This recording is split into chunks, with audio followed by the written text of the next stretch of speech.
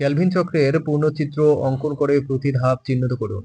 Kelvin cycle is a crucial biochemical pathway in photosynthesis that occurs in the stomata of chloroplast. It consists of three main steps: carbon fixation, reduction, and regeneration.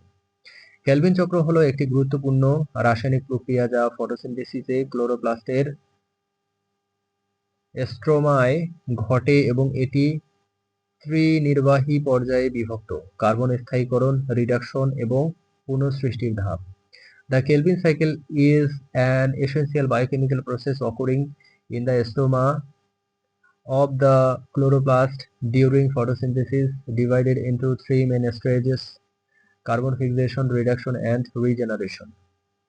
প্রথম ধাপ carbon স্থায়ীকরণে RUBP ribulose bisphosphate enzyme rubisco এর মাধ্যমে carbon die oxide এর সাথে যুক্ত হয় এবং অস্থায়ী কার্বন যৌগ সৃষ্টি হয় যা দ্রুত ভেঙে যায় PGA তে পরিণত হতে।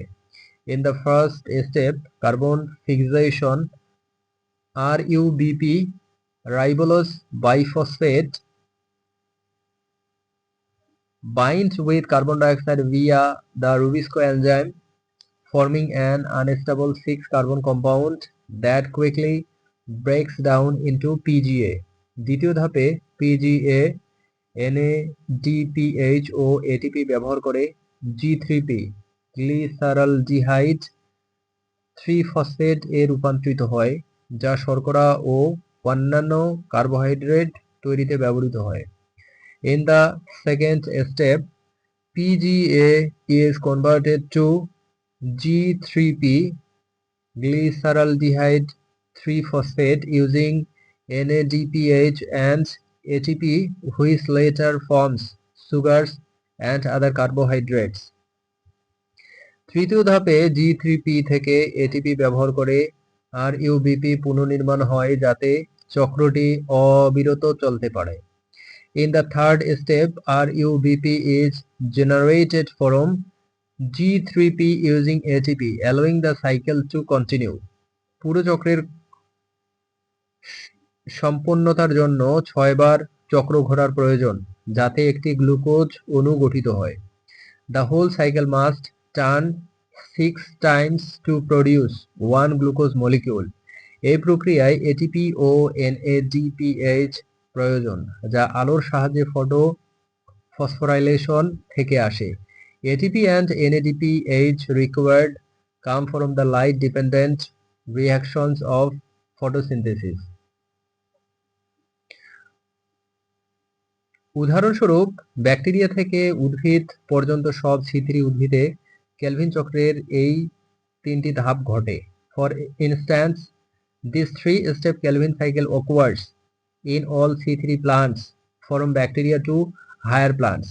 সালোক সংশ্লেষণ ও শ্বসনের মধ্যে ভারসাম্য কিভাবে বজায় থাকে? সালোক সংশ্লেষণ ও শ্বসন হলো দুইটি বিপরীত প্রক্রিয়া যা উদ্ভিদের জীববিজ্ঞান গুরুত্বপূর্ণ ভূমিকা পালন করে। Photosynthesis and respiration are two opposite processes that play an important role in plant biology. সালোক সংশ্লেষণ সূর্যালোকের উপস্থিতিতে ঘটে যেখানে উদ্ভিদ কার্বন ডাই অক্সাইড গ্রহণ করে এবং অক্সিজেন নির্গত করে, যেখানে শ্বসন সমসত্ব সময় ঘটে এবং অক্সিজেন গ্রহণ করে কার্বন ডাই অক্সাইড নিঃসরণ করে। Photosynthesis occurs in the presence of sunlight. Plants take in carbon dioxide and release oxygen, whereas respiration happens continuously, taking in oxygen and releasing carbon dioxide. ভারসাম্য বজায় রাখার জন্য সালোক সংশ্লেষণের সময় উৎপন্ন অক্সিজেন শ্বসনে ব্যবহৃত হয় এবং শ্বসনে উৎপন্ন কার্বন ডাই অক্সাইড সালোক সংশ্লেষণে ব্যবহৃত হয়। To maintain balance, oxygen produced during photosynthesis is used in respiration and carbon dioxide produced during respiration is used in photosynthesis. এই দুই প্রক্রিয়ার হার এবং মাত্রা প্রাকৃতিকভাবে ভারসাম্য বজায় রাখে যাতে উদ্ভিদ ও পরিবেশে গ্যাসের সঠিক মাত্রা থাকে। The